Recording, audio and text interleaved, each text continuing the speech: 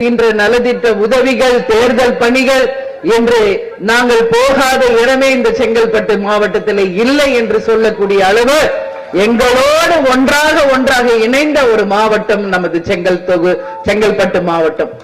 முருகேசன் அவர்கள் அந்த காலத்திலிருந்து இப்ப வரைக்கும் நமது கழகத்திலே ஒரு சீனியராக, சிறந்த ஒரு மாவட்ட செயலாளராக, கேப்டனின் இதயத்தில் இடம் பிடித்த ஒரு இதய தனியாக, ஒரு சிறந்த ஒரு மாவட்ட செயலாளராக இன்னைக்கு வரைக்கும் தன்னால எவ்வளவு தூரம் இந்த கட்சிக்காக உழைக்கணும், இந்த கட்சியை வளர்க்கணுமோ அதுக்காக ஒவ்வொரு நாளும் பாடுபட்டிருக்கிறார்.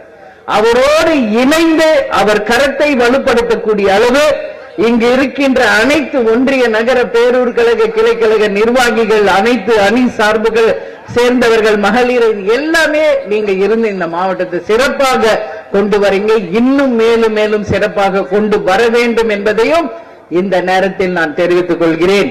அவர் ஏற்கனவே இங்க செங்கல்பட்டு தொகுதியிலே எம்எல்ஏவாக ஜெயித்த தலைவரோடு வந்து சட்டசபைக்கு சென்றவர். அதனால இந்த பொங்கல் நாளிலே அவரை நான் வாழ்த்துகிறேன்.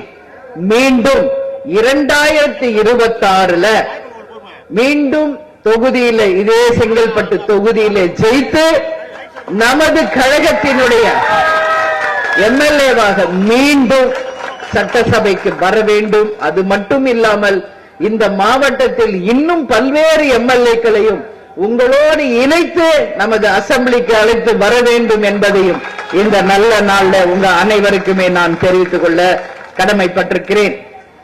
பொங்கல் விழா அப்படின்னு நம்ம சொன்னாலே இது தமிழர்களுடைய திருவிழா. தை பொங்கல் அப்படின்னாலே என்ன? நம் தமிழர்களுடைய திருவிழா. இந்த பொங்கல் விழாவுக்கு நிறைய வரலாறு இருக்கு, சாதாரணம் கிடையாது. நாளைக்கு போகி, அதுக்கு அடுத்த நாள் தைப்பொங்கல், அதுக்கு அடுத்த நாள் மாட்டு பொங்கல், அதுக்கு அடுத்த நாள் காணும் பொங்கல்.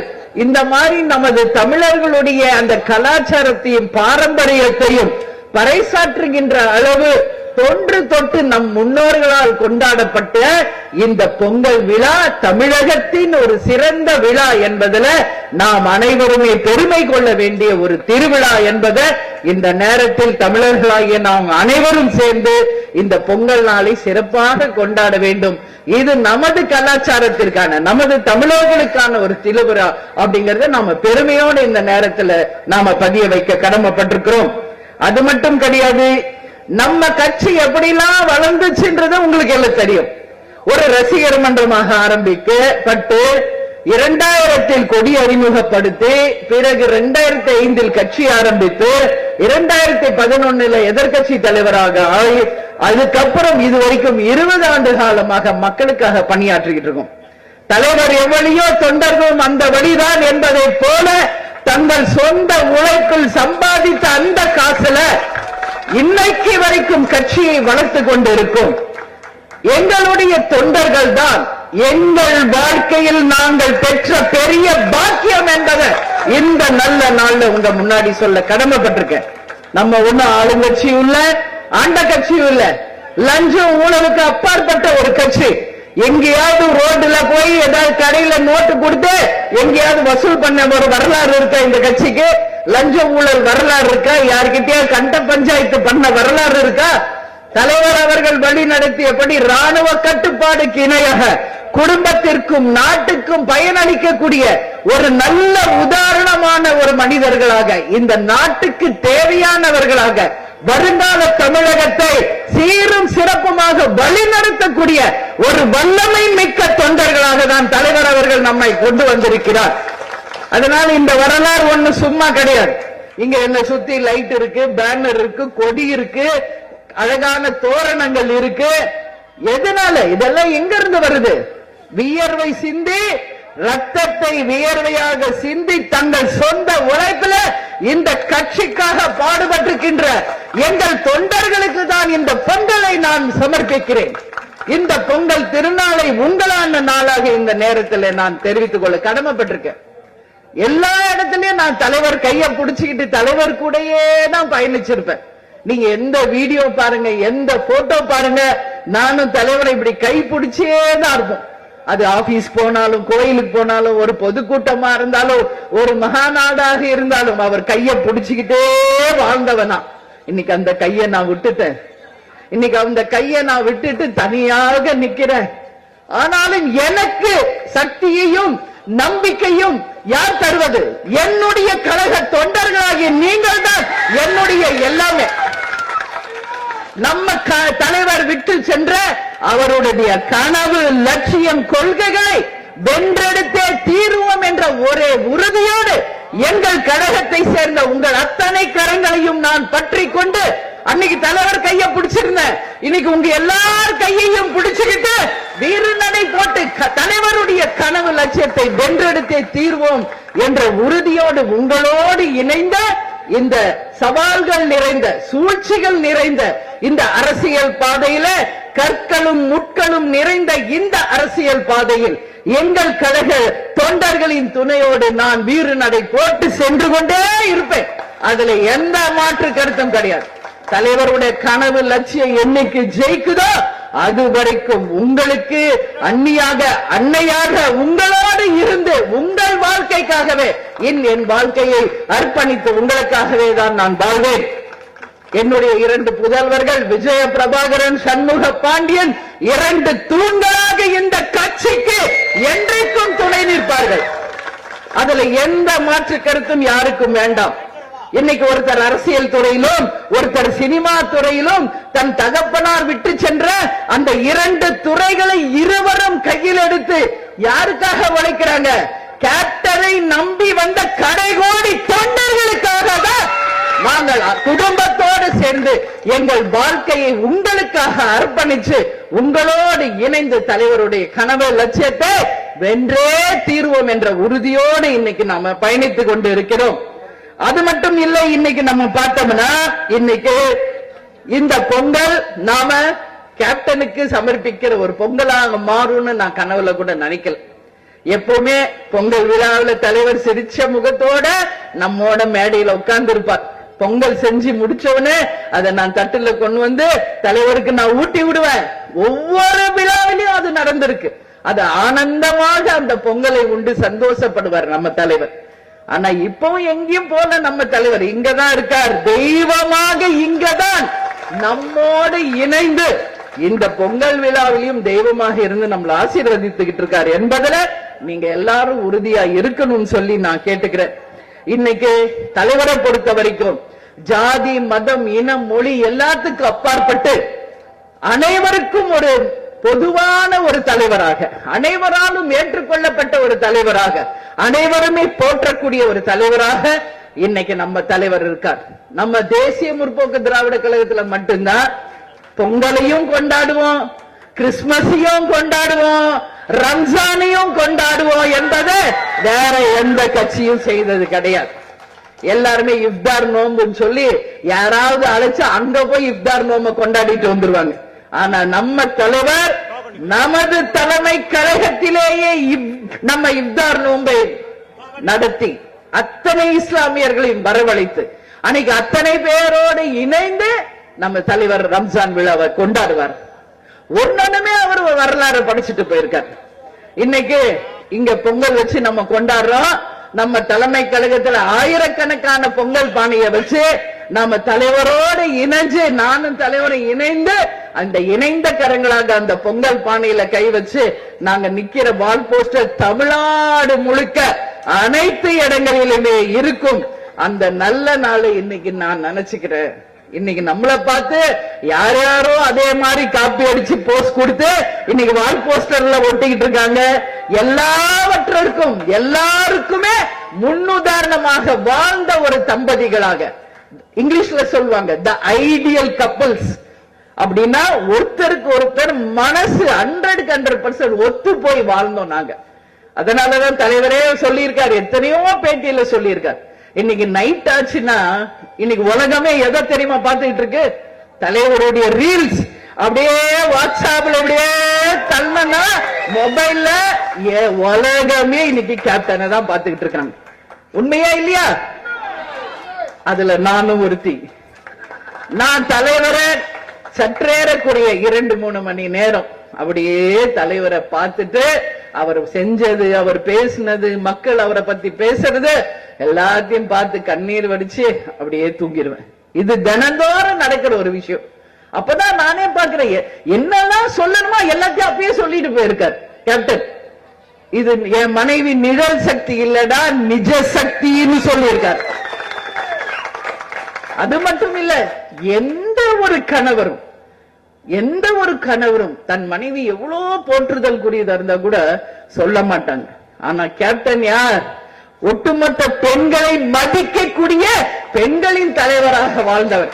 அதனாலதான் என்ன சொல்லியிருக்காரு, ஒவ்வொரு பெண்ணும் தன் கணவனை என்ன நினைப்பாங்க, என் கணவரே என்னுடைய கண்கண்ட தெய்வம்னு சொல்லுவாங்க. என்ன பொறுத்தவரைக்கும் என் மனைவியே என்னுடைய தெய்வம்னு சொல்ற அந்த தெய்வத்திற்கு நான் வாழ்க்கப்பட்டனே, அது போதும் என் வாழ்நாளே, நான் பெற்ற பாக்கியம்.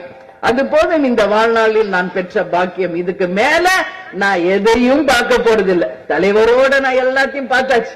இனிமேல் நான் ஏதாவது புதுசா பார்க்க போறேன் நான் சொல்லுங்க, எதுவும் இல்லை. அதனால அந்த உயர்ந்தவருக்கு, அந்த தெய்வத்திற்கு மனைவியாக அந்த கடவுள் என்னை ஆசீர்வதித்ததே என் வாழ்நாளில் நான் பெற்ற பாக்கியமாக கருதுகிறேன். அதை இங்க உங்க முன்னாடி நான் சொல்ல கடமைப்பட்டிருக்கேன்.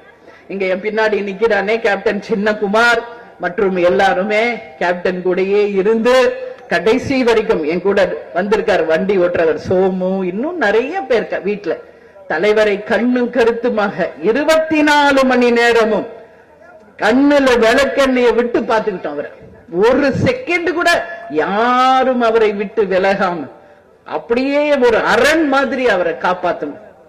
இருந்தாலும் காலம் தலைவரை எடுத்துட்டு போயிருச்சு. இதுவும் கடந்து போகும், இதுவும் கடந்து போகும், இதுவும் கடந்து போகும் சொல்லி நீங்க எல்லாரும் இருக்கிறதுல தைரியத்துலதான் இன்னைக்கு உங்க அண்ணிய வாழ்க்கையை நான் தொடர்ந்து நடத்திக்கிட்டு இருக்கேன். நீங்க என்ன பார்க்கலாம், தினந்தோறும் நான் ஆபீஸ் போயிடுறேன், தினந்தோறும் நான் ஆபீஸ் போயிடுறேன். எதனால? தலைவரோடையே அங்க இருக்கணும். அது மட்டும் இல்லை, அங்கு வருகின்ற மக்களை நான் பார்க்கும் போது அந்த மக்களில் ஒருவராக நான் கேப்டனை பார்க்கிறாங்க.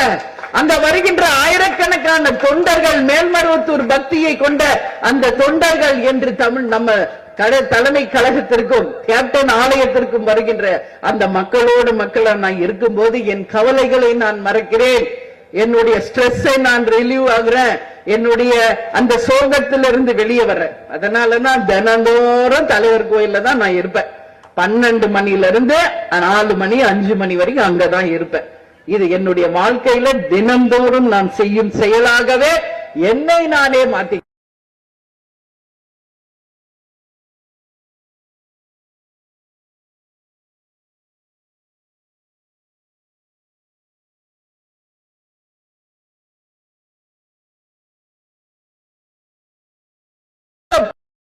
அந்த குரு பூஜையை மிக பிரம்மாண்டமான ஒரு வெற்றி பூஜையாக மாற்றிய என் மக்களுக்கு இந்த நேரத்தில் எங்கள் தொண்டர்களுக்கும் மக்களுக்கும் நான் நன்றியை தெரிவிச்சுக்கிறேன்.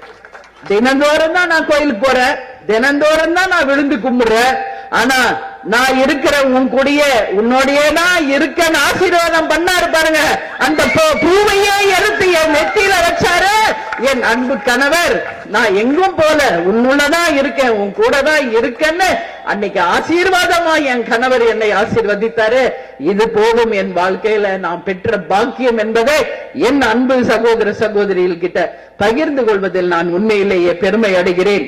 இன்னைக்கு நம்ம பார்த்தோம்னா என்ன நாள்? இன்னைக்கு இளைஞர்களின் தினம், international youth day. I wish all the youngsters happy youngsters day, a youth day for all the youngsters. இதே நம்ம ஜனவரி 12ஆம் தேதி நமது சென்னையில இளைஞர் மாநாடு நடத்தணும். கொஞ்சம் யோசிச்சு பாருங்க. தலைவர் மறைவுக்கு எப்படி சென்னையே ஸ்தம்பிச்சதோ, தலைவர் குரு பூஜைக்கு எப்படி நம்மளுடைய சென்னையே ஸ்தம்பிச்சதோ, அது மாதிரி இளைஞர் மாநாடு அன்னைக்கும் சென்னையே ஸ்தம்பிச்சது. அந்த மஞ்சள் கலர் சட்டையில தேசிய முற்போக்கு திராவிட கழகத்தை சேர்ந்த ஒட்டுமொத்த இளைஞர்களும் அன்னைக்கு கூடி ஒரு மிகப்பெரிய ஒரு வெற்றியை நமது தலைவருக்கும் நமது கழகத்திற்கும் கொடுத்த அந்த நல்ல நாள் நாம் நினைவு கூற கடமைப்பட்டிருக்கேன். எனவே அனைத்து இளைஞர்களுக்கும் இளைஞர் தின நல்வாழ்த்துக்கள். விவேகானந்தர் சொன்னது போல ஒரு கிராமத்திற்கு 50 இளைஞர்கள் கிடைத்தால் போதும் இந்த நாட்டை நாம் மாற்ற முடியும் அப்படின்னு சொன்னார். நம்ம தலைவர் அவர்களும் இதைதான் சொல்லி சொல்லி சொல்லி தமிழ்நாடு முழுக்க மக்களை சந்தித்தார். பேசி பேசி தொண்டையில ரத்தம் வரும் வரைக்கும் மக்களுக்காக பேசினார். என் மக்களே என் மக்களே என் மக்களேன்னு உங்களை தங்க தட்டில் வைத்து நான் தாளாட்டணும், ஒரு வாய்ப்பு கொடுங்கள், ஒரு வாய்ப்பு கொடுங்க எவ்வளவோ தலைவர் சொன்னார். அன்னைக்கு தலைவர் சொன்னது யாருக்கும் காதுல கேட்கல, ஏத்துக்கல, கல்லுன்னு நினைச்சு எரிஞ்சிட்டாங்க. இன்னைக்கு எரிஞ்ச பிறகுதான் தெரியுது அது கல் இல்ல, வைரம், விலை மதிப்பே இல்லாத வைரத்தை நாம எரிஞ்சிட்டோமே என்று இன்றைக்கு ஒட்டுமொத்த மக்களும் கேப்டன் ஆலயத்துல கண்ணீர் விட்டு அவங்கள மன்னிப்பு கேட்டுக்கிட்டு இருக்காங்க. தினந்தோறும் நான் அவங்களை சந்திச்சுக்கிட்டு இருக்கேன். அதனால மக்களே, நான் இன்னைக்கு யாருக்காக நிக்கிறேன்? உங்களுக்காக தான். நம்ம தலைவர் விட்டு சென்ற கனவு, அவரோட லட்சியம், கொள்கை நிச்சயம் நாம் வென்றெடுக்கணும். மீண்டும் கிடைக்கும் வாய்ப்பை நழுவ விட்டு விடாதீர்கள். உங்களுக்காக மட்டும்தான் நான் இதை பேசுறேன். கேப்டனையே இழந்துட்டேன், இனிமே நான் இழக்கிறதுக்கு ஒண்ணும் இல்ல. இருந்தாலும் நான் யாருக்காக நிற்கிறேன்? மக்களாகிய தமிழ்நாட்டு மக்களுக்காக தான். அவர் கனவு லட்சியத்தை வென்று அவர் என்ன மக்களுக்கு செய்யணும்னு நினைச்சாரோ நிச்சயமாக அதை செய்தே முடிப்போம். அதற்கு நீங்கள் நல்ல வாய்ப்பை தர வேண்டும் என்பதை இந்த நேரத்தில் உங்ககிட்ட நான் கேட்டுக்கொள்கிறேன். இன்னைக்கு அரசியல் பேசக்கூடாதான், ஆனா என்ன பண்றது, நம்ம பேசிதான் ஆகணும், வேற வழி இல்ல. நல்ல விஷயங்கள் நடக்குதுன்னா நான் பாராட்டிட்டு போயிருப்பேன். நல்ல விஷயமே நடக்கலையே மக்களுக்கு. அப்ப எப்படி அதை நாம சுட்டி கொட்டாம ஒரு பொங்கல் விழாவை நாம கொண்டாட முடியும்? யோசிச்சு பாருங்க. இந்த பொங்கல் விழாவில் இன்னைக்கு ஆட்சியில் இருக்கின்ற திமுக என்னெல்லாம் உங்களுக்கு வாக்குறுதி கொடுத்தாங்க சொல்லுங்க. பொங்கல் தொகுப்போடு 5000 ரூபாய் வழங்கப்படும் என்று எதிர்கட்சியாக இருந்தப்பவே அவங்க வாக்குறுதி கொடுத்தாங்க. இன்னைக்கு 5000 ரூபாய் கொடுத்தாங்களா? கொடுக்கல. சரி, அட்லீஸ்ட் 1000 ரூபாவது கொடுப்பாங்களான்னு நம்ம மக்கள் எதிர்பார்த்தாங்க. அந்த 1000 ரூபாவது கொடுத்தாங்களா? கொடுக்கல. இன்னைக்கு பொங்கல் தொகுப்பு பரிசுன்னு சொல்லி இன்னைக்கு கொடுத்துக்கிட்டு இருக்காங்க. நானும் எல்லாமே பார்த்துக்கிட்டு இருக்கேன். மக்களே, இது நான் உங்களுக்காக பேசுறேன். நல்ல கீனா டீப்பா நீங்க கேட்கணும்.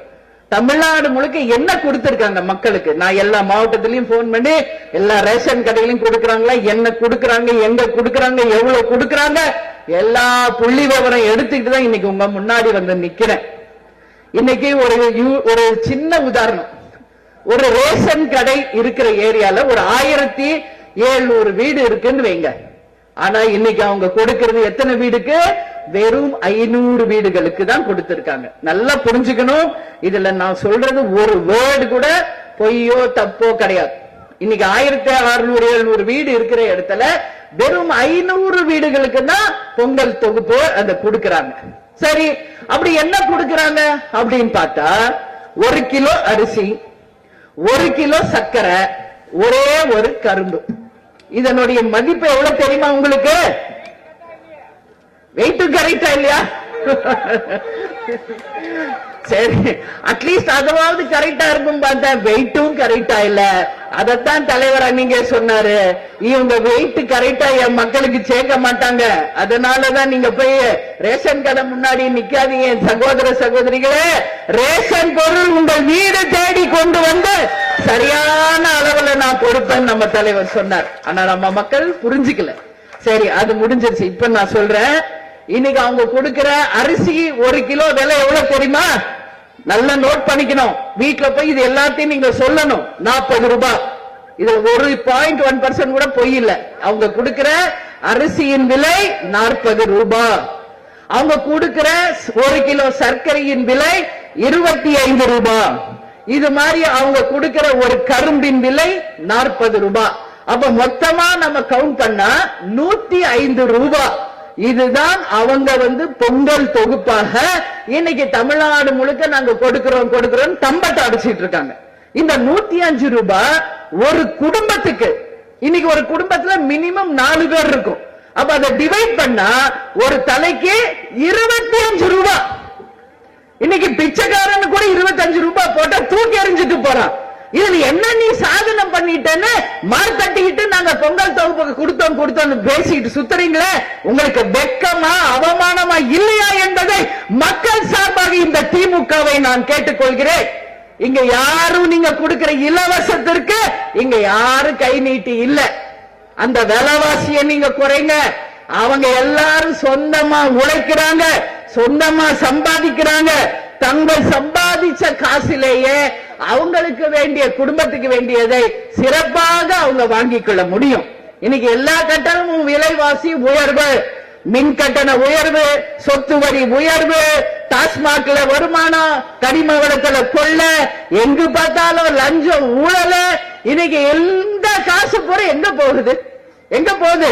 மக்களுக்கு ஒரு 1000 ரூபாய் கொடுங்கன்னு சொன்னா அதுக்கு எங்க கிட்ட நிதி இல்லைன்னு சொல்றீங்களே, வெக்கமா இல்லையா உங்களுக்கு? நான் கேட்கிறேன், என்ன நிதி இல்ல, நிதி இல்ல, நிதி இல்லங்கிறீங்க? எப்ப கேட்டாலும் மத்திய அரசு நிதியை கொடுக்கல, மத்திய அரசு நிதியை கொடுக்கலன்னா மக்கள் ஓட்டு போட்டது யாருக்கு? திமுகவுக்கு. அப்படி இருக்கிறப்ப நீங்க மத்திய அரசு கிட்ட போய் கெஞ்சி கூத்தாடிக்கிட்டு இருக்கீங்க. இந்த நாட்டை கட்டவிழ்த்து இந்த நாட்டை வழி நடத்துகிற வல்லமை இல்லாத ஒரு கோழைகள் கையில இந்த ஆட்சி போய் சிக்கிருச்சு அப்படின்னு நாம எல்லாரும் தலை குனிய வேண்டிய ஒரு பொங்கல் இது என்பது உங்ககிட்ட உறுதியா நான் சொல்றேன். எப்ப பாரு மத்திய அரசு சொல்றீங்களே, மத்திய அரசு கிட்ட ஆட்சியை கொடுத்துட்டு நீங்க வீட்டுக்கு போங்க, அவங்க பாத்துக்குவாங்க. இல்ல நல்லவர்கள் கையில, லஞ்ச ஊழல் இல்லாத நேர்மையானவர்கள் கையில இந்த ஆட்சியை கொடுங்கள். அவர்கள் இந்த தமிழ்நாட்டை சீர்தூக்கி தலை தூக்கி நிறுத்துவாங்க. சேர சோழ பாண்டிய பல்லவ மன்னவர்கள் ஆட்சி செய்த இந்த பூமி இன்னைக்கு இந்தியாவிலேயே அதிகமான கடன் பெற்ற ஒரு நாடாக திகழ்கிறது. நல்லா புரிஞ்சுக்கணும், இந்தியாவிலேயே அதிகமாக கடன் சுமை கொண்ட நாடு எதுன்னா நம்ம தமிழ்நாடு தான். இன்னைக்கு ஒரு தலைமையிலையும் குறைஞ்சபட்சம் 40,000 ரூபாய் கடன் இருக்கு நம்ம மேல.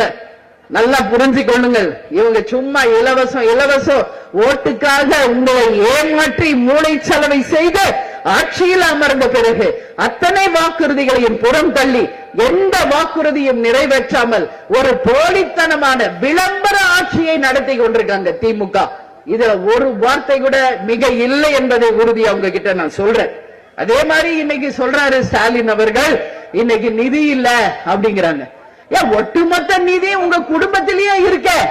கருணாநிதி, தயாநிதி, அழகிரி, அப்புறம் தமிழ் நிதி, எல்லா நிதியும், உதயாநிதி, எல்லா நிதியும் உங்க வீட்லயே இருக்காங்களே.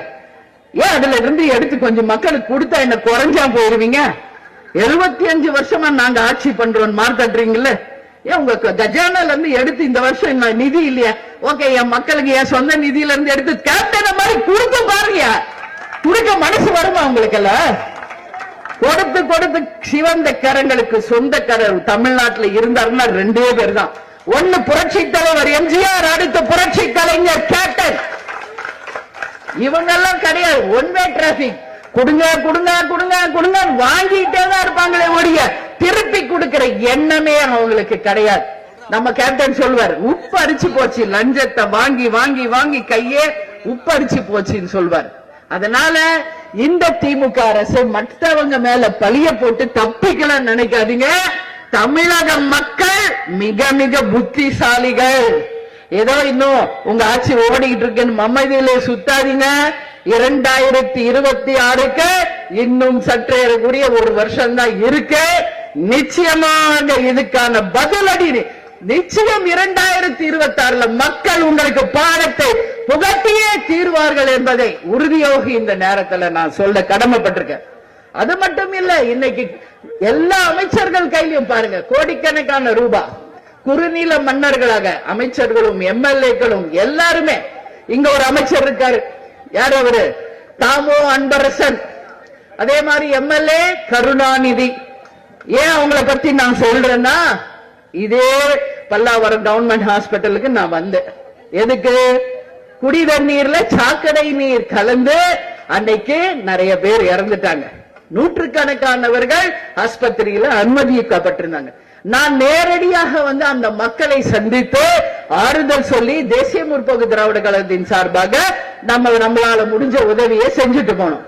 அன்னைக்கு வந்து சொல்றாரு யாரு? தாமோ அன்பரசன், இது தண்ணி குடிச்சதுனால வரல, மீன் சாப்பிட்டாங்க, அதனாலதான் அவங்களுக்கு வாந்தி மயக்கம் வயிற்று போக்குங்கிறார். உலகத்துல யாராவது மீன் சாப்பிட்டு வாந்தி வயிற்று போக்கு தமிழ்நாட்டுல நம்ம எங்கேயாவது பார்த்திருக்கோமா? தினந்தோறும் எல்லாரும் தான் மீன், கோழி, ஆடு எல்லாம் தான் சாப்பிடுறோம்.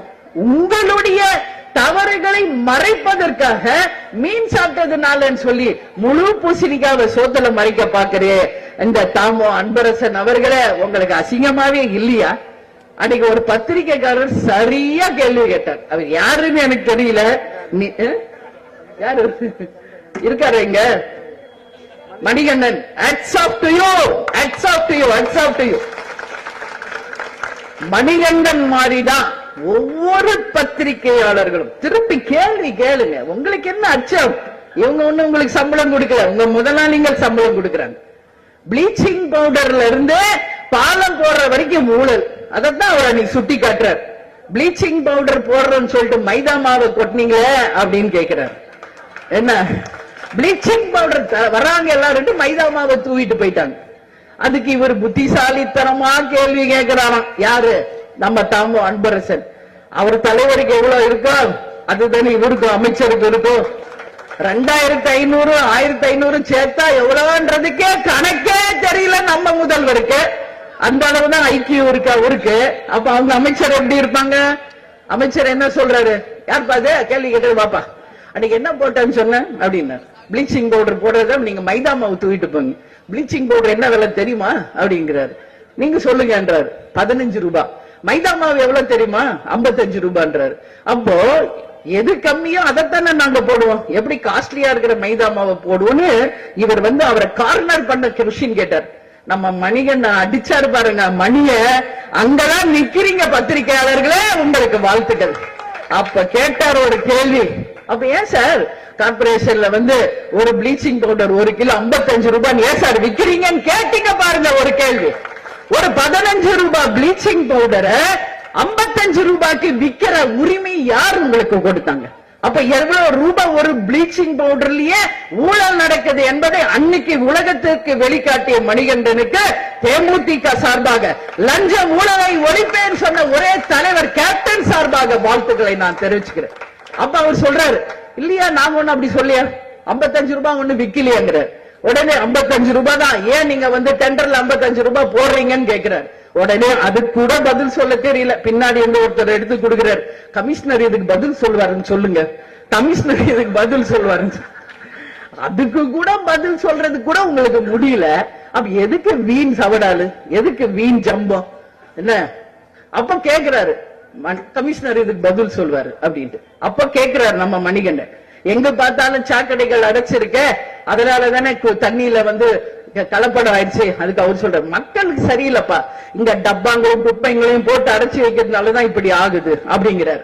உடனே நம்ம மணிகண்டன் கேட்கிறாரு, அப்ப மக்களை குறை சொல்றீங்களா? அந்த குப்பை கூலங்களை அகற்ற வேண்டியது யார்? உங்களுடைய ஆட்சி. ஏன் அதை செய்யலன்னு அப்படி கேட்கிறார். உடனே நான் ஒண்ணு மக்களை குறை சொல்லியே, நான் இங்க சொன்னேங்கிறார்.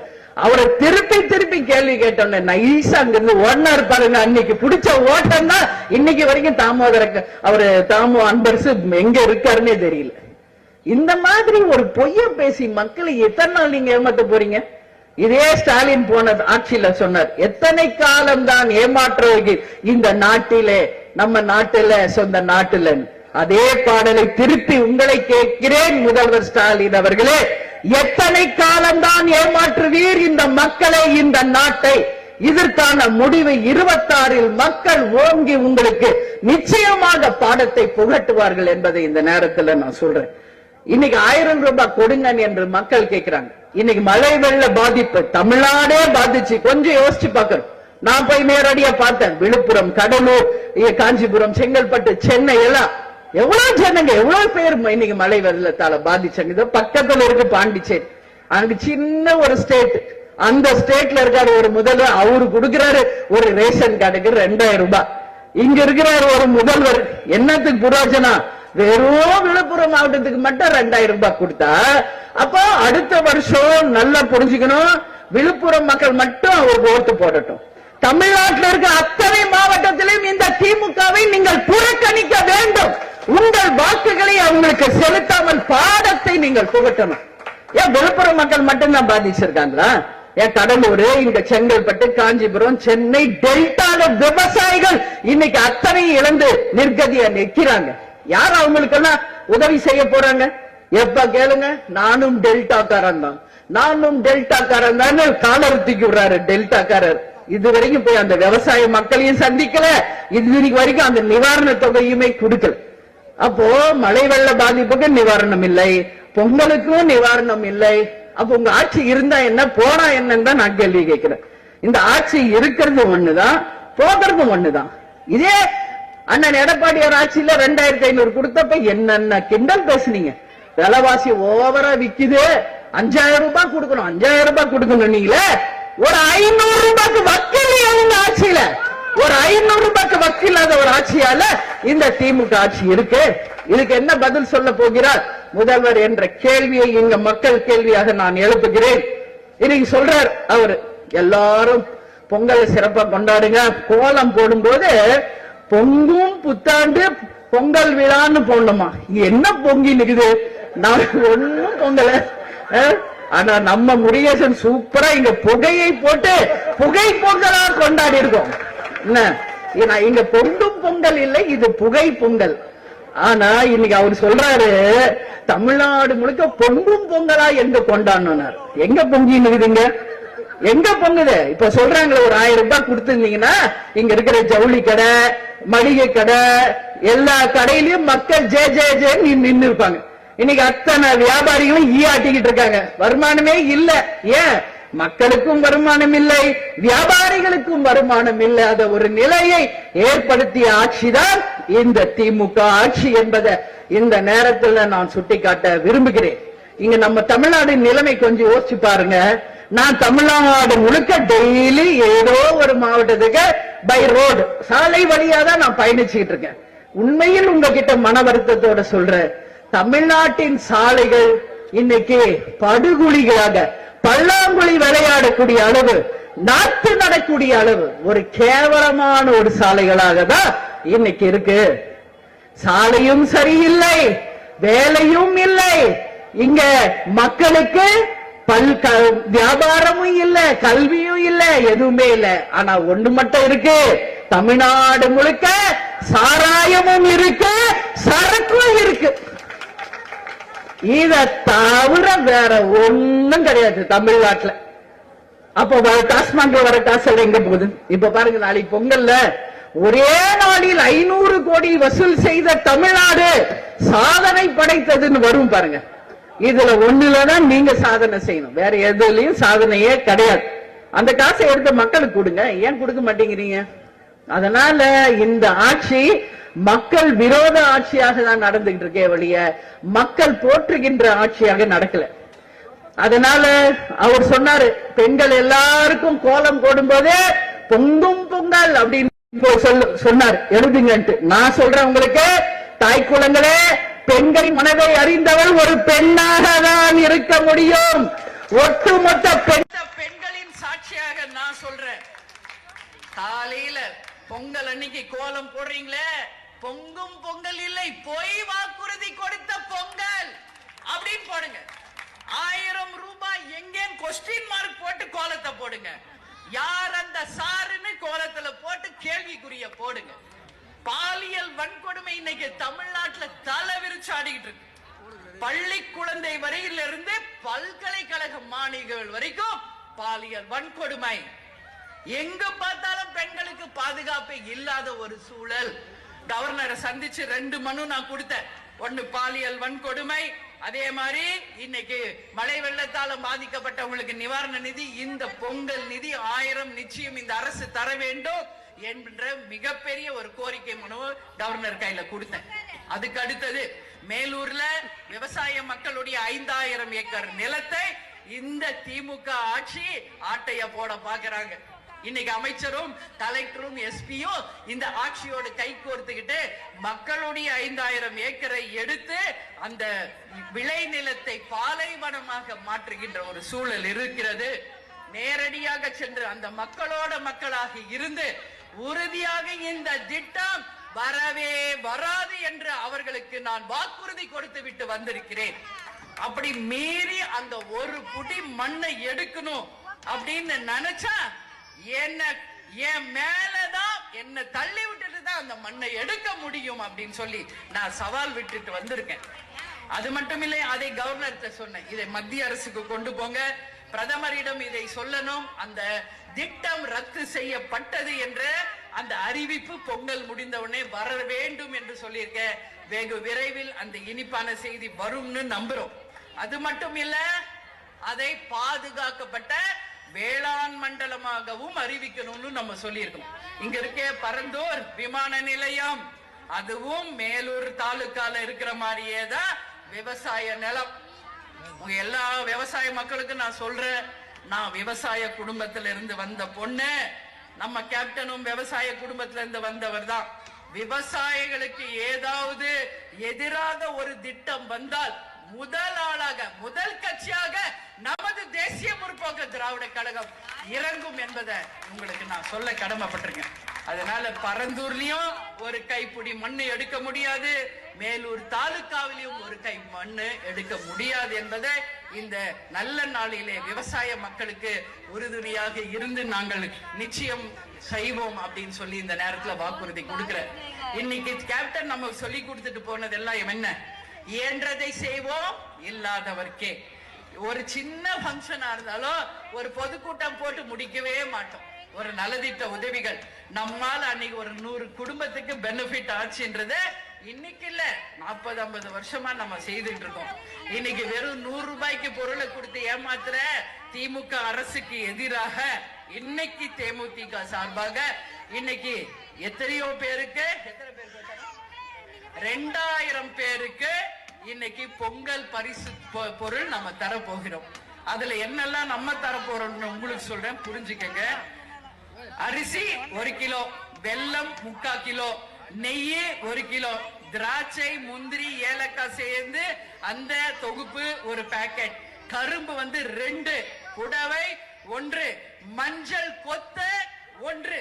ஒரு அரசாங்கம் கூட செய்ய தவறிய இந்த நலத்திட்ட உதவிகளை வழங்கிய தேசிய முற்போக்கு திராவிட கழகத்தை மக்களாகி நீங்கள் புரிந்து கொள்ள வேண்டும். இன்னைக்கு கவர்மெண்ட் கொடுக்குதுன்னு யார் காசு? மக்கள் வரி பணம்.